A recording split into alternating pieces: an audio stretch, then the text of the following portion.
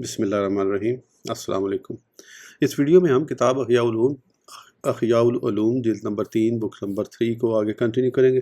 اس سے پہلے اگر آپ نے سبسکرائب نہیں کیا تو سبسکرائب کر لیں اور بیل آئیکن پریس کر دیں۔ تو شروع کرتے ہیں۔ بخیلوں کی 8 حکایات۔ نمبر 1، موت تو قبول ہے لیکن کیا نہیں کروں گا۔ منقول ہے کہ بصرہ میں ایک مالدار بخیل تھا۔ ایک مرتبہ اس کے ایک پڑوسی نے اس کی دعوت کی اور اس کے سامنے انڈوں سمیت بھنا ہوا گوشت رکھا۔ اس نے اس میں سے بہت زیادہ کھا لیا اور اس پر پانی بھی پی لیا، چنانچہ اس کا پیٹ پھول گیا اور وہ سخت تکلیف میں مبتلا ہو گیا اور موت اس کے سر پر منڈلانے لگی، حتیٰ کہ وہ تکلیف کے باعث پیچ و تاب کھانے لگا۔ جب معاملہ زیادہ بگڑ گیا تو طبیب کو بلایا گیا۔ اس نے کہا، گھبرانے کی کوئی بات نہیں، جو کچھ کھایا ہے اسے کیا کر دو۔ یہ سن کر اس مالدار بخیل نے کہا، ہائے افسوس، انڈوں کے ساتھ کھائے ہوئے اس اوندا بھنے ہوئے گوشت کو میں کیسے کیا کروں۔ مجھے موت تو قبول ہے لیکن میں کیا نہیں کروں گا۔ نمبر 2، انجیر کا ذکر کہاں ہے۔ ایک دیہاتی کسی شخص کو تلاش کر رہا تھا، جبکہ وہ شخص اپنے سامنے انجیر رکھے بیٹھا تھا۔ دیہاتی کو آتا دیکھ کر اس شخص نے انجیر پر اپنی چادر ڈال دی۔ دیہاتی اس کے پاس آ کر بیٹھ گیا۔ اس شخص نے دیہاتی سے کہا، کیا تم قرآن پاک سے کچھ پڑھ سکتے ہو؟ اس نے کہا، کیوں نہیں؟ چنانچہ اس نے پڑھا، وَالتِّینِ وَالزَّیْتُونِ وَطُورِ سِینِینَ۔ اس شخص نے پوچھا، اس میں انجیر کا ذکر کہاں ہے، یعنی والتین کیوں نہیں پڑھا؟ دیہاتی نے کہا، وہ تمہاری چادر کے نیچے ہے۔ نمبر 3، گوشت بھوننے کی آواز۔ ایک شخص نے اپنے کسی دوست کو بلایا لیکن اسے کھانے کو کچھ نہ دیا۔ بیٹھے بیٹھے عصر کا وقت ہو گیا، یہاں تک کہ اسے شدید بھوک لگ گئی اور اس پر جنونی کیفیت طاری ہو گئی۔ میزبان نے ستار یعنی گٹار لیا اور دوست سے کہا، تم کون سی آواز سننا پسند کرو گے؟ اس نے کہا، گوشت بھوننے کی آواز۔ 4 انگل کا دسترخوان۔ منقول ہے کہ محمد بن یحییٰ بن خالد برمکی انتہائی بخیل آدمی تھا۔ ایک مرتبہ کسی نے اس کے ایک قریبی واقف کار سے کہا، مجھے محمد بن یحییٰ برمکی کے دسترخوان کے بارے میں بتاؤ۔ اس نے کہا، اس کے دسترخوان کی وسعت 4 انگل ہے، یعنی 4 انگلیاں ہیں، اور اس کے پیالے اس قدر چھوٹے ہیں گویا خشخاش کے دانوں سے بنائے گئے ہیں۔ سائل نے پوچھا، اس کے پاس کون آتا ہے؟ اس نے کہا، کرامن کاتبین یعنی اعمال لکھنے والے فرشتے۔ سائل نے کہا، کیا اس کے ساتھ کوئی کھانا بھی کھاتا ہے؟ اس نے کہا، کیوں نہیں، مکھیاں اس کے ساتھ کھاتی ہیں۔ سائل نے کہا، تم اس کے خاصے قریبی ہو لیکن اس کے باوجود تمہاری بدحالی عیاں ہیں اور تمہارے کپڑے پھٹے ہوئے ہیں۔ اس نے کہا، اللہ عز و جل کی قسم، میرے پاس تو سوئی بھی نہیں ہے جس سے میں سلائی کر لوں۔ اگر محمد بن یحییٰ برمکی کو بغداد سے نوبہ یعنی سوڈان کے ایک علاقے تک سوئیوں سے بھرے ہوئے گھر کا مالک کر دیا جائے اور پھر حضرت سیدنا یعقوب علیہ نبینا علیہ الصلوۃ والسلام، حضرت سیدنا جبریل اور میکائیل علیہ السلام کو ہمراہ لے کر حضرت سیدنا یوسف علیہ السلام کی وہ قمیص سینے کے لیے سوئی مانگے جو پیچھے سے چاک ہو گئی تھی، تو وہ پھر بھی سوئی نہیں دے گا۔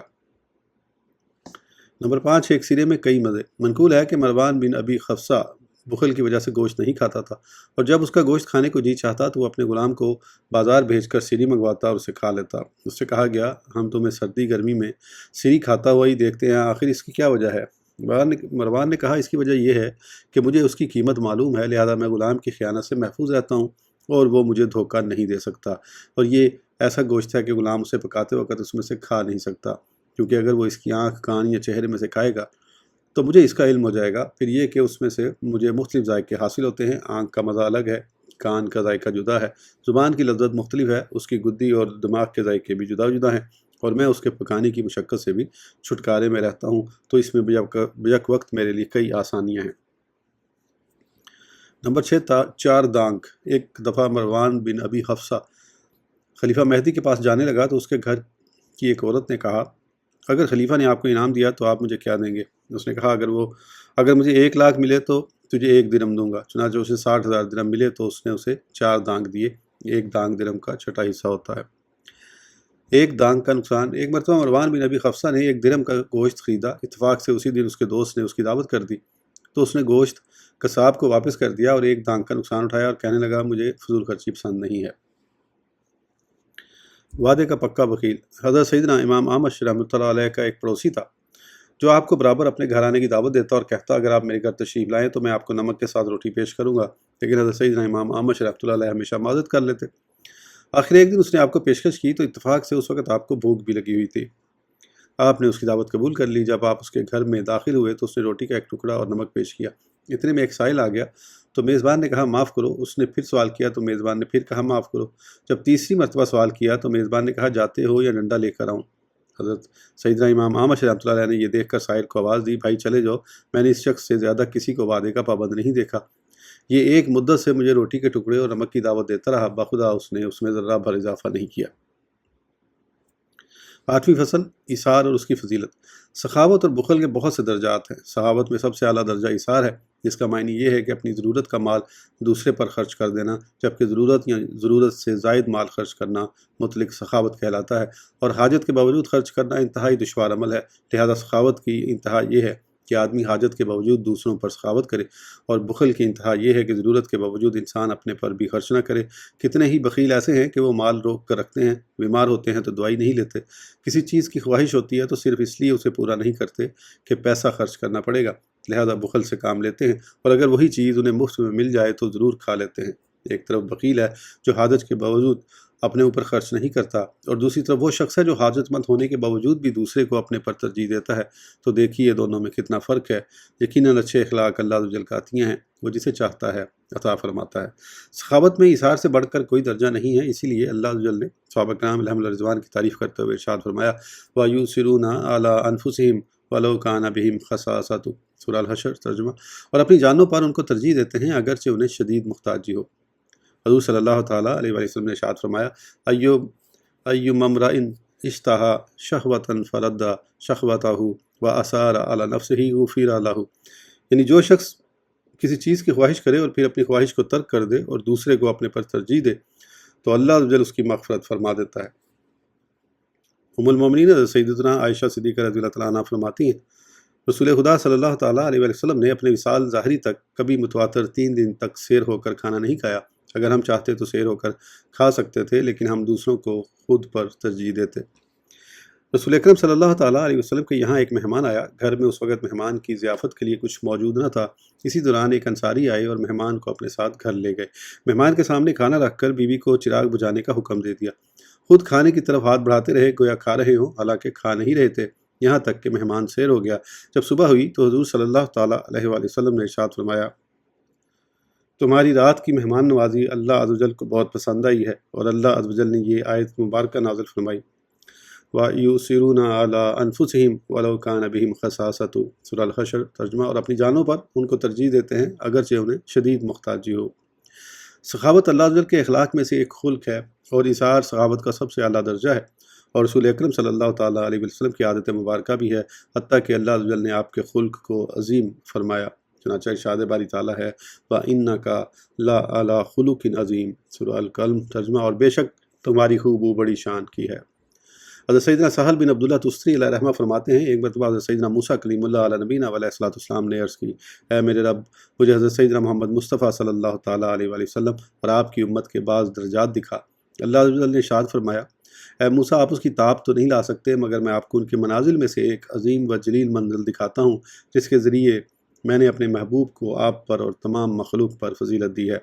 حضرت سیدنا سہل رحمۃ اللہ فرماتے ہیں حضرت سیدنا موسیٰ علیہ السلام کی نگاہوں کے سامنے سے آسمانی سلطنتوں کے پردے اٹھائے گئے تو آپ نے ایک منزل کو دیکھا، قریب تھا کہ بارگاہ الہی سے اس کے قریب ہونے اور اس کے انوار و تجلیات کی وجہ سے آپ کی جان نکل جاتی۔ آپ نے عرض کی اے رب عز و جل، کس وجہ سے وہ اس عظیم مرتبے تک پہنچے ہیں؟ اللہ عز و جل نے ارشاد فرمایا ایک ایسے وصف کی وجہ سے جو میں نے انہی کے ساتھ خاص رکھا ہے، اور وہ ایثار ہے۔ اے موسیٰ، جس نے زندگی میں ایک مرتبہ بھی ایثار کیا، مجھے اس سے حساب لینے میں حیا آتی ہے، اور میں اپنی جنت میں اسے وہاں جگہ دوں گا جہاں وہ چاہے گا۔ منقول ہے کہ ایک مرتبہ حضرت سیدنا عبداللہ بن جعفر رضی اللہ تعالیٰ عنہ اپنی کسی زمین کو دیکھنے نکلے۔ راستے میں ایک باغ سے گزرے تو آپ نے دیکھا وہاں ایک سیاہ فام غلام کام کر رہا ہے۔ جب اس کا کھانا آیا تو اسی وقت ایک کتا بھی باغ میں داخل ہوا اور غلام کے قریب ہو گیا۔ غلام نے ایک روٹی اس کے سامنے ڈال دی، کتے نے وہ کھا لی، پھر دوسری ڈالی تو وہ بھی اس نے کھا لی، غلام نے تیسری روٹی بھی ڈال دی تو کتا وہ بھی کھا گیا۔ حضرت سیدنا عبداللہ بن جعفر رضی اللہ عنہ یہ سب کچھ ملاحظہ فرما رہے تھے۔ آپ نے فرمایا غلام، تمہیں دن میں کتنا کھانا ملتا ہے؟ اس نے کہا وہی کچھ جو آپ نے دیکھا۔ پوچھا تم نے اس کتے کو کیوں ترجیح دی؟ اس نے کہا اس علاقے میں کتے نہیں ہوتے، یہ کہیں دور سے آیا ہے اور بھوکا ہے، مجھے یہ بات اچھی نہیں لگی کہ میں سیر ہو کر کھاؤں اور یہ بھوکا رہے۔ آپ نے فرمایا تم آج کیا کرو گے؟ اس نے کہا بھوکا رہوں گا۔ آپ رضی اللہ تعالیٰ نے سوچا میں اسے سخاوت پر ملامت کر رہا ہوں، جبکہ یہ غلام تو مجھ سے بھی زیادہ سخی ہے۔ چنانچہ آپ نے باغ کے آلات اور غلام سب خرید لیا، غلام کو آزاد کیا اور سب کچھ اسی کو دے دیا۔ امیر المومنین حضرت سیدنا عمر فاروق اعظم رضی اللہ عنہ فرماتے ہیں ایک صحابی کو بکری کی ایک سری تحفہ پیش کی گئی تو انہوں نے سوچا میرے فلاں بھائی کو اس کی زیادہ ضرورت ہے، چنانچہ انہوں نے وہ سری اس کی طرف بھیج دی، اس نے بھی یہی سوچ کر آگے بھیج دی، حتیٰ کہ وہ سری 7 گھروں میں گھومتی ہوئی پھر پہلے والے کے پاس لوٹ آئی۔ ہجرت کے وقت جب حضرت سیدنا علی المرتضیٰ کرم اللہ وجہہ آقا دو جہاں صلی اللہ تعالیٰ علیہ وآلہ وسلم کے بستر مبارک پر آرام فرما ہوئے تو اللہ عز و جل نے حضرت سیدنا جبرائیل امین اور حضرت سیدنا میکائیل علیہ السلام کی طرف وحی بھیجی کہ میں نے تم دونوں میں بھائی چارہ قائم کر دیا ہے اور تم دونوں میں سے ایک کی عمر کو دوسرے سے بڑھا دیا ہے، اب تم میں سے کون ہے جو اپنی زندگی کو دوسری پر احصار کرے؟ تو ان دونوں میں سے ہر ایک نے اپنی زندگی کو ترجیح دی اور اسے اپنے ہی لیے پسند کیا۔ اللہ عز و جل نے ان دونوں کی طرف وہی فرمائی، کیا تم دونوں علی بن ابی طالب جیسے بھی نہ ہو سکے کہ میں نے ان کے اور اپنے نبی محمد صلی اللہ تعالیٰ علیہ وآلہ وسلم کے درمیان بھائی چارہ قائم کیا؟ تو وہ نبی صلی اللہ تعالیٰ علیہ وآلہ وسلم کے بستر پر سو گئے اور اپنی زندگی کو ان کی زندگی پر قربان کر دیا۔ تم دونوں زمین پر جاؤ اور دشمنوں سے ان کی حفاظت کرو۔ چنانچہ حضرت سیدنا جبرائیل علیہ السلام آپ کے سرہانے اور حضرت سیدنا میکائیل علیہ السلام آپ کے پاؤں کی طرف آ پہنچے۔ حضرت سیدنا جبرائیل علیہ السلام فرمانے لگے، واہ واہ اے ابن ابی طالب، آپ کی مثل کون ہو سکتا ہے؟ اللہ عز و جل ملائکہ کے درمیان آپ پر فخر فرماتا ہے۔ اسی سے متعلق اللہ عز و جل نے یہ آیت مبارکہ نازل فرمائی، وَمِنَ النَّاسِ مَن يَشْرِي نَفْسَهُ ابْتِغَاءَ مَرْضَاتِ اللَّهِ وَاللَّهُ رَءُوفٌ بِالْعِبَادِ، سورہ البقرہ۔ ترجمہ، اور کوئی آدمی اپنی جان بیچتا ہے اللہ کی مرضی چاہنے میں اور اللہ بندوں پر مہربان ہے۔ منقول ہے کہ سیدنا ابو الحسن انطاکی علیہ رحمہ کے پاس خراسان کے ایک علاقے رے سے متصل ایک بستی کے 30 سے کچھ زائد افراد جمع ہو گئے۔ ان لوگوں کے پاس کچھ روٹیاں تھیں جو سب کو پوری نہیں ہو سکتی تھیں، چنانچہ انہوں نے روٹیوں کے ٹکڑے کر دیے، چراغ بجھا دیا اور کھانا کھانے کے لیے بیٹھ گئے۔ جب دسترخوان کو اٹھایا جانے لگا تو دیکھا کہ دسترخوان پر کھانا جوں کا توں موجود ہے کہ ہر ایک نے اپنے ساتھی پر اثار کرتے ہوئے اس میں سے کچھ نہیں کھایا۔ پر بھی ہے کہ امیر المومنین فی الحدیث حضرت سیدنا امام شعبہ رحمۃ اللہ علیہ کے پاس ایک سائل آیا۔ اس وقت آپ رحمۃ اللہ تعالیٰ علیہ کے پاس کچھ نہ تھا، لہذا آپ نے گھر کی چھت سے ایک لکڑی نکال کر سائل کو دے دی اور ساتھ میں معذرت بھی کی۔ حضرت سیدنا ابو جہم بن حذیفہ عدوی رضی اللہ عنہ فرماتے ہیں، جنگ یرموک کے موقع پر میں اپنے چچا زاد بھائی کو تلاش کر رہا تھا اور میرے پاس کچھ پانی تھا۔ میں نے سوچا اگر ان میں زندگی کی کچھ رمق باقی ہوگی تو میں انہیں پانی پلاؤں گا اور ان کا خون آلود چہرہ دھوؤں گا۔ میں نے انہیں زندہ پایا تو میں نے پوچھا کیا آپ کو پانی پلاؤں؟ انہوں نے مجھے اشارے سے کہا ہاں۔ اتنے میں ایک شخص کی کراہنے کی آواز آئی، میرے چچا زاد بھائی نے اس کی جانب اشارہ کیا۔ جب میں وہاں گیا تو دیکھا کہ وہ حضرت سیدنا ہشام بن عاص رضی اللہ تعالیٰ عنہ تھے۔ میں نے پوچھا آپ کو پانی پلاؤں؟ اتنے میں کسی اور زخمی کی کراہنے کی آواز آئی، انہوں نے اس کی طرف اشارہ کیا۔ جب میں وہاں پہنچا تو دیکھا اس کا انتقال ہو چکا تھا۔ حضرت سیدنا ہشام رضی اللہ عنہ کی طرف واپس لوٹا تو وہ بھی فوت ہو چکے تھے۔ پھر میں اپنے چچا زاد بھائی کی طرف آیا تو دیکھا کہ ان کی روح بھی پرواز کر چکی تھی۔ اللہ عز و جل ان تمام نفوس قدسیہ پر رحمت نازل فرمائے۔ حضرت سیدنا عباس بن دہقان علیہ رحمہ فرماتے ہیں، حضرت سیدنا بشر حافی علیہ رحمہ کے علاوہ کوئی شخص دنیا سے ایسے نہیں گیا جیسے آیا تھا۔ آپ مرض الموت میں مبتلا تھے کہ ایک شخص نے آ کر سوال کیا، آپ نے اپنی قمیض اتار کر اسے دے دی اور اپنے لیے ادھار کپڑا لے لیا، پھر اسی میں انتقال فرمایا۔ بعض صوفیہ سے منقول ہے کہ ہم ملک شام کے ایک علاقے ترسوس میں تھے تو ہم میں سے ایک جماعت متفق ہو کر جہاد کے لیے نکلی۔ شہر سے ایک کتا بھی ہمارے پیچھے ہو لیا۔ جب ہم شہر کے دروازے سے باہر نکلے تو ہم نے وہاں ایک مردار جانور دیکھا۔ ہم ایک بلند مقام پر جا کر بیٹھ گئے۔ جب کتے نے مردار کو دیکھا تو وہ شہر کی طرف چلا گیا۔ کچھ دیر کے بعد واپس آیا تو اس کے ساتھ 20 کتے تھے۔ وہ اس مردار کے پاس آیا اور ایک طرف ہو کر بیٹھ گیا۔ باقی کتے مردار پر جھپٹ پڑے، وہ کھاتے رہے اور یہ کتا بیٹھ کر ان کو دیکھتا رہا۔ جب وہ کھا چکے اور ہڈیاں باقی رہ گئیں اور سب کتے واپس شہر کی طرف چلے گئے تو اس کتے نے اٹھ کر ان ہڈیوں سے باقی ماندہ گوشت نوچ کر کھانا شروع کر دیا اور کھا کر واپس شہر کی طرف چلا گیا۔ ہم نے اثار سے متعلق روایات اور اولیاء کرام کے حالات فکر و زہد کے بیان میں ذکر کر دی ہیں، یہاں دوبارہ ذکر کرنے کی حاجت نہیں۔ اللہ عز و جل ہی توفیق دینے والا ہے، اسی پر توکل ہے جو وہ پسند فرمائے۔ نویں فصل، سخاوت و بخل کی تعریف اور ان کی حقیقت۔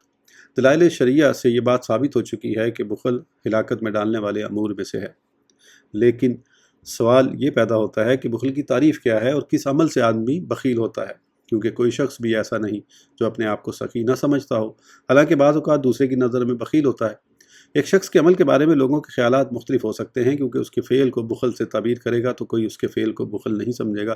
علاوہ ازیں کوئی انسان ایسا نہیں ہے جس کے دل میں مال کی محبت نہ ہو، اسی وجہ سے وہ مال کی حفاظت کرتا ہے اور اسے روک کر رکھتا ہے۔ تو اگر مال کو روکنے کے سبب اسے بخیل قرار دیا جائے تو کوئی بھی شخص بخل سے خالی نظر نہیں آئے گا، اور اگر مطلقاً مال روکنے کو بھی بخل سے تعبیر نہ کریں تو پھر بخل کا کیا مطلب ہوگا؟ حالانکہ بخیل تو وہی ہوتا ہے جو مال روک کر رکھتا ہے۔ لہذا سوال یہ پیدا ہوتا ہے کہ کون سا بخل ہلاکت کا باعث ہے؟ اس سخاوت کی کیا تعریف ہے جس کے ذریعے آدمی سخی کہلاتا اور ثواب کا حقدار ٹھہرتا ہے؟ بخل کی تعریف میں مختلف اقوال۔ بعض لوگوں نے کہا ہے بخیل وہ ہے کہ جو چیز اس کے ذمہ واجب ہے اسے روکے، لہذا آدمی پر جو کچھ واجب ہے اگر اسے ادا کر دے تو وہ بخیل نہیں کہلائے گا۔ لیکن یہ تعریف نامکمل ہے، کیونکہ جو شخص قصاب سے گوشت یا نان بائی سے روٹی لیتا ہے پھر کچھ کم قیمت کے ساتھ واپس کر دیتا ہے تو اسے بالاتفاق بخیل کہا جاتا ہے۔ اسی طرح جو شخص اپنے اہل و عیال کو قاضی کی طرف سے مقرر کردہ یومیہ دینے میں تو کوتاہی نہیں کرتا، لیکن اگر وہ ایک آدھ لقمہ زیادہ مانگیں تو نہیں دیتا ہے، یا اس کے مال سے ایک کھجور بھی کھا لیں تو وہ اس بات کو پسند نہیں کرتا، تو یہ بھی بخیل کہلاتا ہے۔ اسی طرح کسی شخص کے سامنے روٹی رکھی ہوئی ہو اور کوئی ایسا آدمی آ جائے جس کے بارے میں اس کا خیال ہو کہ وہ اس کے ساتھ کھائے گا تو وہ اسے چھپا دیتا ہے، تو ایسا شخص بھی بخیل شمار ہوتا ہے۔ لوگوں کا خیال ہے بخیل وہ ہے جو عطیہ دینے میں مشکل محسوس کرے۔ یہ تعریف بھی ناقص ہے، کیونکہ اگر اس سے مراد یہ ہو کہ اس پر ہر قسم کا عطیہ دینا گراں گزرتا ہے تو کتنے ہی بخیل ایسے ہیں جو تھوڑی سی چیز دینے میں کوئی مشکل محسوس نہیں کرتے، جیسے 1 یا 2 دانے دینا، لیکن اس سے زیادہ دینا ان پر گراں گزرتا ہے۔ اور اگر عطیہ سے بعض عطیات مراد ہوں تو کتنے ہی سخی ایسے ہیں کہ ان پر بعض عطیات دینا گراں محسوس ہوتا ہے۔ مطلب یہ ہے کہ اگر ان سے ایسے عطیہ کا کہا جائے جو ان کے تمام مال کو گھیرے ہوئے ہو یا بہت بڑا مال ہو تو اس کے دینے میں سخی بھی مشکل محسوس کرے گا، لہذا اس تعریف پر کسی کو بخیل نہیں قرار دیں گے۔ سخاوت کی تعریف میں مختلف اقوال۔ بخل کی طرح سخاوت کی تعریف کے متعلق بھی مختلف اقوال ہیں۔ بعض نے یہ کہا ریاکاری اور احسان جتلائے بغیر دینا سخاوت ہے، اور بعض کے نزدیک بغیر مانگے دینا اور اسے بھی تھوڑا سمجھنا سخاوت ہے۔ کسی نے کہا سخاوت یہ ہے کہ سائل کو دیکھ کر خوش ہو اور جس قدر ممکن ہو خوشی سے اسے دے۔ بعض کے خیال میں سخاوت یہ ہے کہ اس تصور سے مال دینا کہ مال اللہ عز و جل کا ہے اور بندہ بھی اسی کا ہے، لہذا اللہ عز و جل کا بندہ اللہ عز و جل کا مال بغیر فکر و فاقہ کے خوف سے دے رہا ہے۔ کسی نے کہا کہ کچھ مال دینا اور کچھ روک رکھنا سخاوت ہے، اور زیادہ دینا اور تھوڑا سا بچا کر رکھنا جو جود ہے، اور جو شخص خود مشقت اٹھا کر دوسرے کو اپنے پر ترجیح دے وہ ایثار کرنے والا ہے، اور جو شخص کچھ بھی خرچ نہ کرے وہ بخیل ہے۔ امام غزالی رحمہ اللہ کے نزدیک بخل و سخاوت کی تعریف۔ بخل اور سخاوت کی تعریف کے متعلق جو اقوال ذکر کیے گئے ہیں ان میں کوئی قول بھی بخل اور سخاوت کی تعریف کا احاطہ نہیں کرتا۔ اللہ عز و جل نے مال کو ایک حکمت اور مقصد کے لیے پیدا فرمایا ہے، اور وہ یہ ہے کہ اس سے مخلوق کی ضروریات پوری ہوں۔ اب جس شخص کو مال مل جائے تو وہ اسے مخلوق کی ضروریات میں خرچ کرنے سے روک بھی سکتا ہے، اور وہاں بھی خرچ کر سکتا ہے جہاں خرچ کرنے کی ضرورت نہ ہو، اور یہ بھی ممکن ہے کہ وہ اس مال کو اعتدال کے ساتھ خرچ کرے، اور جہاں خرچ کرنے کی حاجت نہ ہو وہاں خرچ کرنے سے گریز کرے، اور جہاں ضرورت ہو وہاں خرچ کرے۔ چنانچہ معلوم ہوا جہاں خرچ کرنا ضروری ہے وہاں خرچ نہ کرنا بخل ہے، اور جہاں خرچ کرنے کی حاجت نہ ہو وہاں خرچ کرنا اسراف، اور دونوں کے درمیان ایک درمیانی درجہ ہے، یہی درجہ قابل تعریف ہے، اور جود و سخا اسی درجے کا نام ہے، کیونکہ حضور صلی اللہ تعالیٰ علیہ وآلہ وسلم کو سخاوت کا حکم دیا گیا اور آپ سے فرمایا گیا وَلَا تَجْعَلْ يَدَكَ مَغْلُولَةً إِلَىٰ عُنُوقِكَ وَلَا تَبْسُطْهَا كُلَّ الْبَسْطِ۔ سورہ بنی اسرائیل ترجمہ۔ اور اپنا ہاتھ اپنی گردن سے بندھا ہوا نہ رکھ اور نہ پورا کھول دے۔ اور اللہ عز و جل ارشاد فرماتا ہے وَالَّذِينَ إِذَا أَنفَقُوا لَمْ يُسْرِفُوا وَلَمْ يَقْتُرُوا وَكَانَ بَيْنَ ذَلِكَ قَوَامًا۔ سورہ فرقان ترجمہ۔ اور وہ کہ جب خرچ کرتے ہیں نہ حد سے بڑھیں اور نہ تنگی کریں، اور ان دونوں کے بیچ اعتدال پر رہیں۔ تو معلوم ہوا کہ فضول خرچی اور کنجوسی نیز کشادگی اور تنگی کی درمیانی راہ کا نام جود و سخا ہے، یعنی خرچ کرنے اور خرچ سے رکنے میں واجب مقدار کو اختیار کرنا۔ جب تک دل صاف اور راضی نہ ہو محض ظاہری اعضاء سے خرچ کرنا کافی نہیں۔ اگر آدمی وہاں خرچ کرے جہاں خرچ کرنا ضروری ہو لیکن اس کا دل اس پر راضی نہ ہو مگر پھر بھی وہ صبر کرتے ہوئے خرچ کرے تو وہ حقیقتاً سخی نہیں ہے، ہاں بدتکلف سخاوت کرنے والا ضرور ہے، کیونکہ مال کے ساتھ تو دل کا تعلق اس قدر ہی ہونا چاہیے کہ وہ ضروری مقامات پر خرچ کرے۔ جہاں تک خرچ کرنے کے معاملے میں واجب مقدار کی بات ہے تو سوال یہ پیدا ہوتا ہے کہ واجب مقدار کیا ہے؟ میں کہتا ہوں کہ اس کی 2 قسمیں ہیں، ایک وہ جو شریعت کی طرف سے واجب ہے اور دوسری وہ جو عادت اور مربت کی وجہ سے واجب ہے۔ سخی وہ ہے جو نہ تو شریعت کی طرف سے جو اس پر واجب ہے اس کے خرچ کرنے سے اپنے آپ کو روکتا ہے، اور نہ ہی مربتاً جو اس پر خرچ کرنا لازم ہے اس کے خرچ کرنے سے اپنے آپ کو باز رکھتا ہے۔ ہاں اگر وہ ان دونوں قسموں میں سے کسی ایک جگہ خرچ کرنے سے اپنے آپ کو روکے گا تو بخیل کہلائے گا، اور واجب شرعی میں خرچ نہ کرنے والا صرف بخیل ہی نہیں بلکہ بہت بڑا بخیل ہے۔ واجب شرعی کی مثال یہ ہے کہ وہ زکوٰۃ ادا نہ کرے، اہل و عیال کو ان کا نفقہ نہ دے، اور اگر زکوٰۃ ادا کرے اور اہل و عیال کو ان کا نفقہ بھی دے لیکن خوش دلی سے نہ دے تو ایسا شخص طبعاً بخیل ہے اور بدتکلف سخاوت کرنے والا ہے۔ ایسا شخص بھی بخیل ہے جو واجب شرعی میں اپنا خراب مال دے اور اچھا یا اوسط درجے کا دینے میں اس کی طبیعت خوش نہ ہو۔ جہاں تک مربت کے اعتبار سے وجوباً خرچ کرنے کا تعلق ہے تو اس کا مطلب یہ ہے کہ معمولی سی چیزوں کے خرچ کرنے میں تنگی نہ کرے، کیونکہ ایسا کرنا برائی ہے، اور یہ برائی حالات اور شخصیات کے اختلاف سے مختلف ہوتی ہے۔ جیسا کہ کبھی ایسا ہوتا ہے اگر امیر آدمی کسی چیز کے خرچ کرنے میں تنگی کرے تو اسے معیوب خیال کیا جاتا ہے، اور اگر یہ فعل کسی فقیر سے صادر ہو تو اسے معیوب خیال نہیں کیا جاتا۔ اسی طرح ایک فعل پڑوسی سے صادر ہو تو اسے کنجوسی پر محمول کیا جاتا ہے، جبکہ اجنبی سے وہی فعل صادر ہو تو اسے کنجوسی سے تعبیر نہیں کیا جاتا۔ مہمان نوازی کا معاملہ بھی اسی طرح ہے کہ اس میں ایک چیز پر تنگی معیوب خیال ہوتی ہے، جبکہ معاملات میں اس چیز پر تنگی معیوب خیال نہیں ہوتی۔ تو اس طرح اس تنگی کے اختلاف کی مختلف 4 صورتیں ہوئیں۔ جس چیز کے خرچ میں تنگی کی راہ اختیار کی جائے اس کا تعلق ضیافت اور معاملات سے ہو، جس چیز کے خرچ میں تنگی کی راہ اختیار کی جائے اس کا تعلق کھانے اور کپڑے سے ہو، اور کھانے اور کپڑوں کے معاملے میں تنگی اختیار کرنا دوسری چیزوں میں تنگی اختیار کرنے سے زیادہ برا ہے۔ اسی طرح کفن کا کپڑا خریدنے یا قربانی کے جانور خریدنے یا صدقہ کے لیے روٹی خریدنے میں تنگی دوسری چیزوں میں تنگی اختیار کرنے سے زیادہ بری ہے۔ جس سے تنگی بڑھتی جا رہی ہے وہ دوست ہے یا بھائی یا قریبی رشتہ دار یا بیوی یا بیٹا یا اجنبی ہے۔ جو تنگی کر رہا ہے وہ بچہ ہے یا عورت یا بوڑھا یا نوجوان یا عالم یا جاہل یا مالدار یا فقیر ہے۔ تو ان تمام صورتوں میں تنگی کا حکم مختلف ہوگا، کہیں تنگی کرنا زیادہ برا ہوگا اور کہیں اس میں برائی کم ہوگی۔ اس ویڈیو کے لیے اتنا ہی، پھر انشاءاللہ اگلی ویڈیو میں آگے کنٹینیو کریں گے۔ اس وقت تک کے لیے اجازت دیجیے، سبسکرائب کرنا نہ بھولیں۔ اللہ حافظ۔